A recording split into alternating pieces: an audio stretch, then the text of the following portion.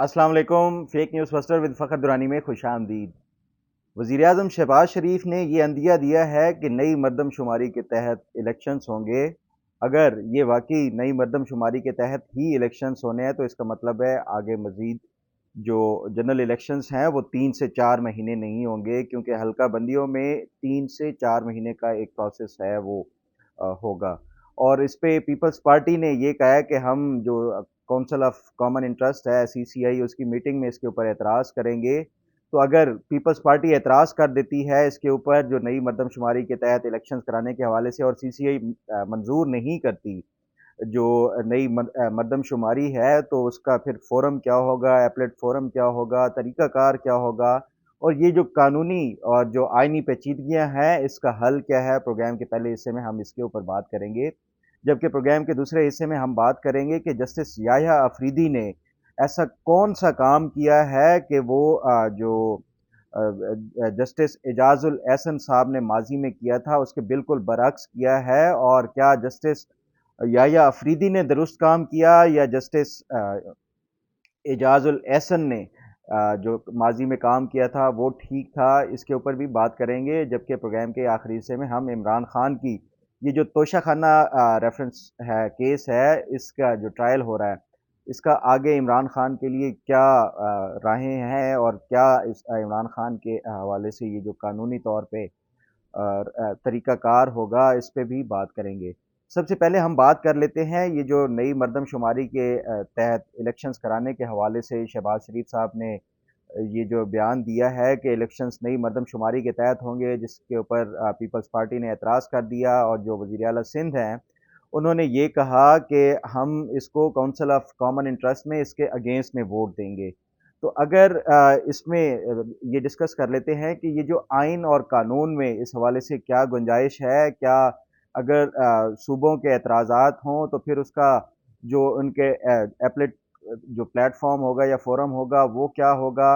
और उसके साथ साथ अगर पुरानी मरदमशुमारी के ऊपर ही अभी इलेक्शंस होते हैं तो फिर आगे जाके कौन सी कानूनी पेचीदगियां होंगी, इसके ऊपर भी बात कर लेते हैं। तो जो इसका मरदमशुमारी के हवाले से और उसका फिर जो ये अप्रूवल है वो कौन देता है, ये आइन के आर्टिकल 183 से लेके 186 तक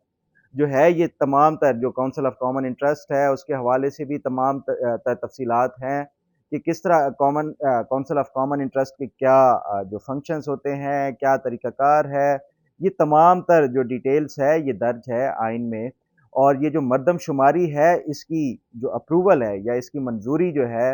वो काउंसिल ऑफ कॉमन इंटरेस्ट में की जाती है। Council of common interest basically चारों सूबों और उसके साथ साथ जो विफाक है, इनके वज़राए आला और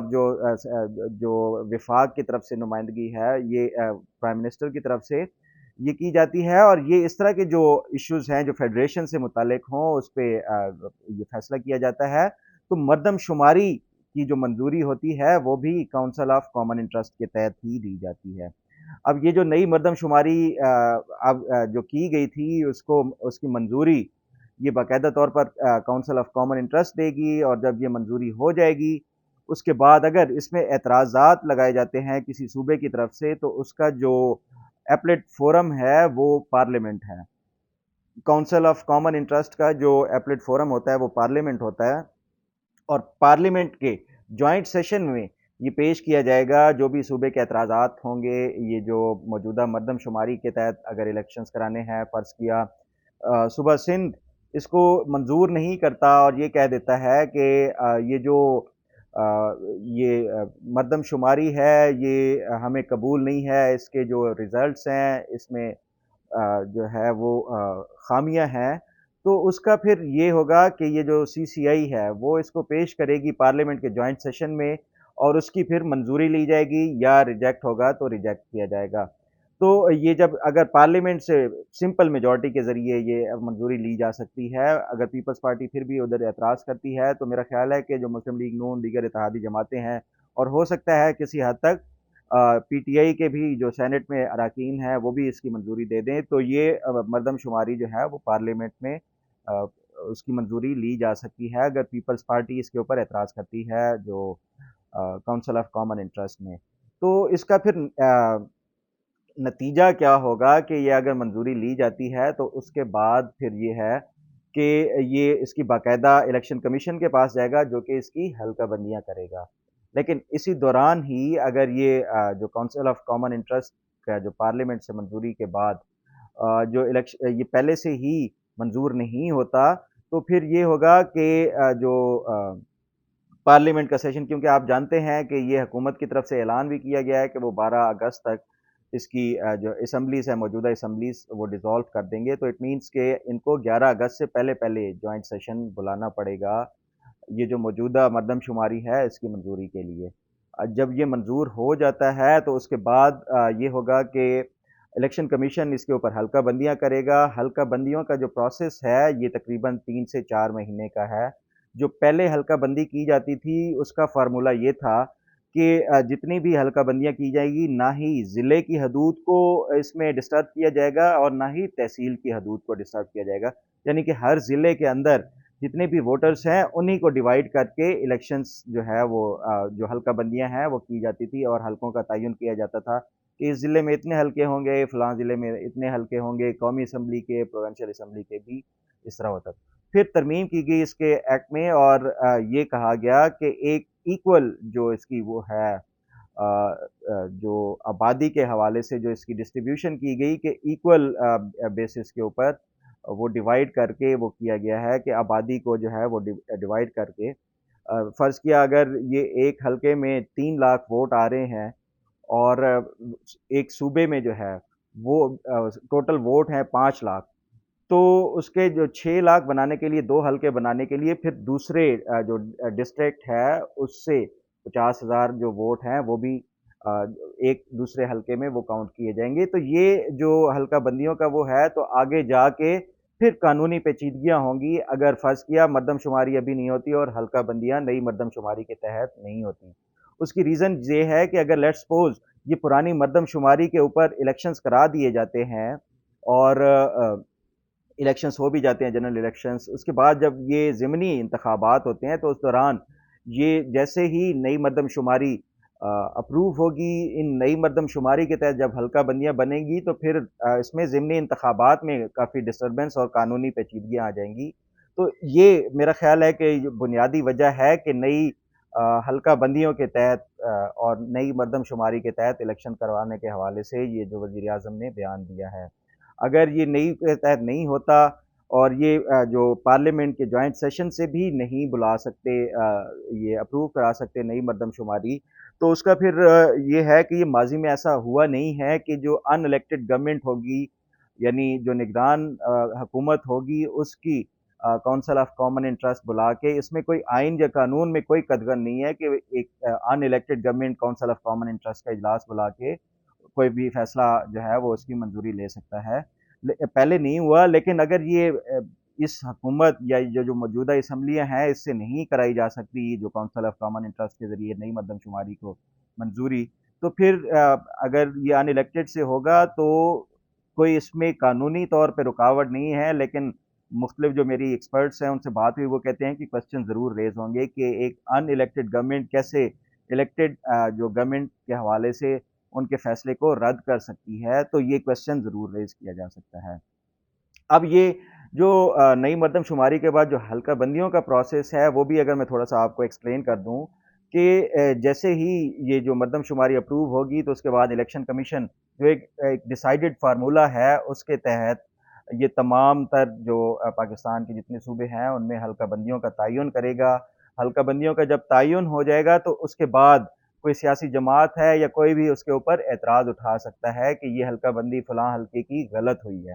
تو اس کا پھر جو فورم ہوگا ایپلیٹ فورم جو ہے وہ الیکشن ٹریبیونل ہوں گے. الیکشن ٹریبیونل اس کے بارے میں فیصلہ کرے گا کہ کیا واقعی یہ حلقہ بندی درست ہوئی ہے یا صحیح ہوئی ہے، غلط ہوئی ہے. تو یہ اگر الیکشن ٹریبیونل کا فیصلہ بھی منظور نہیں ہوتا جو کمپلیننٹ ہیں تو اس کے بعد پھر یہ معاملہ چلا جائے گا ہائی کورٹ میں. ہائی کورٹ سے بھی اگر فیصلہ منظور نہیں ہوتا تو پھر اس کو سپریم کورٹ میں. تو اسی وجہ سے یہ جو حلقہ بندیوں کا پروسیس ہے یہ 3 سے 4 مہینے کا پروسیس ہے پورا. یہ تمام تر اگر یہ حلقہ بندیوں کا پروسیس کمپلیٹ ہونے میں 3 سے 4 مہینے لگ سکتے ہیں تو اٹ مینس کہ جو الیکشنز ہیں وہ پھر 3 سے 4 مہینے آگے جا سکتے ہیں.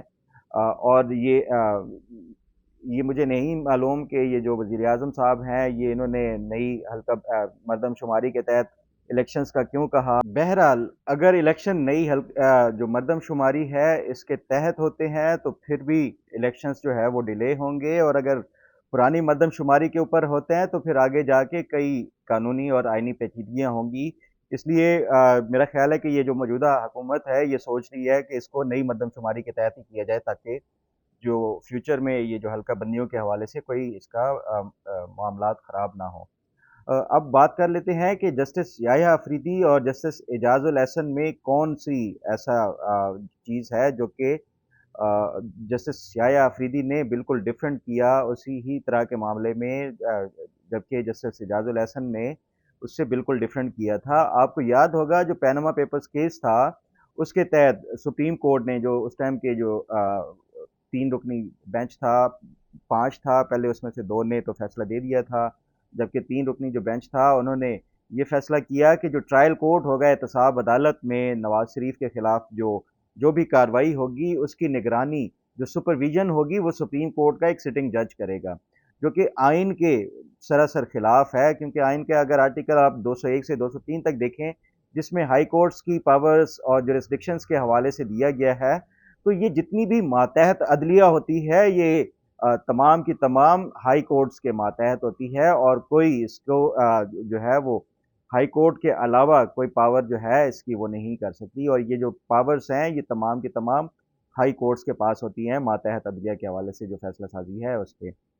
تو یہ جو سپریم کورٹ کے اس ٹائم کے جو 3 رکنی بینچ تھا انہوں نے خلاف آئین یہ فیصلہ دیا تھا کہ یہ جو ٹرائل کورٹ ہے یہ سپریم کورٹ کی سپرویژن کے تحت ہوگا. تو اگر یہ اس ٹائم کے جو چیف جسٹس تھے جو اسلام آباد ہائی کورٹ کے غالباً جو جسٹس اطہر من اللہ تھے، یہ کوئی اور دبنگ قسم کے یا پاورفل قسم کے چیف جسٹس ہوتے تو وہ چاہتے تو اس ٹائم جسٹس اعجاز الاحسن کو نوکری سے نکال سکتے تھے اپنے جوڈیشل جو ہے وہ آرڈر کے تحت یا جوڈیشل ورڈکٹ کے تحت، یہ کہ آپ نے جو میری جورسڈکشن ہے اس پہ آپ نے انکروچ کیا ہے اور یہ سپریم کورٹ کا کوئی جج ایسا کام نہیں کر سکتا. تو یہ جسٹس اطہر من اللہ اس ٹائم چاہتے تو جسٹس اعجاز الاحسن کو یہ نوکری سے ہی جو سپریم کورٹ کے جج سے کے طور پہ ہٹا سکتے تھے، لیکن جسٹس اطہر من اللہ اس ٹائم نہیں کر سکے. جسٹس یحییٰ افریدی کے پاس بھی اسی طرح کا ہی کہ ٹرائل کورٹ جو ہے ان کے حوالے سے جو کارروائی ہے اس کے حوالے سے سپریم کورٹ کو اپروچ کیا گیا تھا. تو جسٹس یحییٰ افریدی نے بالکل درست فیصلہ کیا ہے کہ آپ جو ہے یہ سپریم کورٹ جو ماتحت عدلیہ ہے اس کی جورسڈکشن میں انٹرفیئر نہیں کر سکتا، اور یہ جو ٹرائل کا دوران ٹرائل انٹرفیئر نہیں کر سکتی. یہ ایک بنیادی فرق ہے جو جسٹس اعجاز الاحسن اور جسٹس یحییٰ افریدی میں ہے. اگر جسٹس یحییٰ افریدی بھی جسٹس اعجاز الاحسن کی طرح انٹرفیئر کر لیتے تو میں سمجھتا کہ یہ انہوں نے بھی غیر آئینی کیا ہے، لیکن انہوں نے بالکل جو آئین کے مطابق یہ فیصلہ دیا کہ وہ انٹرفیئر نہیں کریں گے. اب اگر تھوڑی سی بات کر لیں کہ عمران خان کا یہ جو توشہ خانہ ٹرائل ہے اس میں اگر ان کو سزا ہو جاتی ہے تو اس کے بعد جو پروسیس ہے وہ ظاہری بات ہے کہ یہ اپیلوں میں چلے جائیں گے ہائی کورٹ میں، کیونکہ اس کا جو اپیلیٹ فورم ہائی کورٹ ہی ہوگا. تو جو ہائی کورٹ ہے اس میں جو پروسیجر ہے یہ اس طرح کی اگر کوئی ان کے خلاف سزا ہو جاتی ہے اور اس کی اپیل کے حوالے سے، تو جو ہائی کورٹ میں یہ پورا سے جو اس کے ٹرائل کے میرٹ کے اوپر بھی ان کی جو ایویڈنس اور اس کے ساتھ ساتھ جو دیگر اس کے جوڈیشل آرڈر کے تحت جو ہے وہ کریں گے کہ دونوں قانون کے اوپر اور اس کے ساتھ ساتھ جو میرٹ کے اوپر دلائل دیے جائیں گے کہ یہ فیصلے میں کیا قانونی غلطیاں یا جو